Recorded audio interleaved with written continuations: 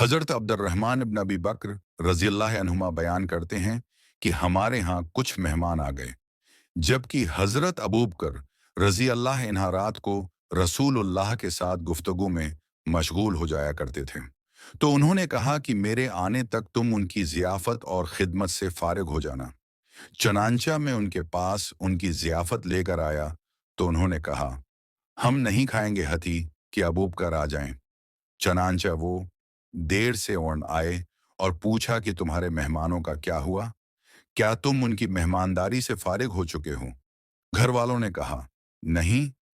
میں نے عرض کیا کہ میں ان کے پاس ان کی ضیافت لے گیا تھا، مگر انہوں نے انکار کر دیا اور کہا، اللہ کی قسم، ہم نہیں کھائیں گے حتیٰ کہ ابو بکر آ جائیں۔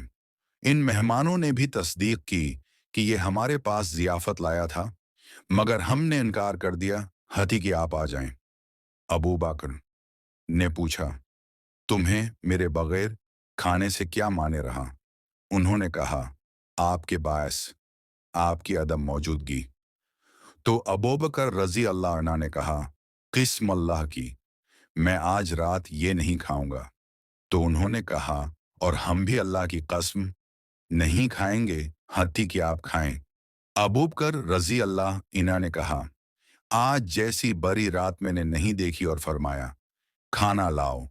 چنانچہ ان کا کھانا پیش کیا گیا تو کہا، بسم اللہ، اور کھانے لگے اور مہمانوں نے بھی کھایا۔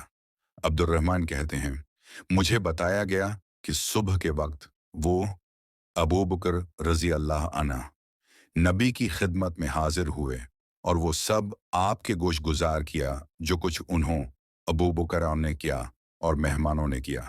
تو نبی نے فرمایا، تم ان سے بڑھ کر صالح ہو اور سچے بھی، کہ مہمانوں کے اکرام میں ان کی قسم کے مطابق کھانا کھا لیا۔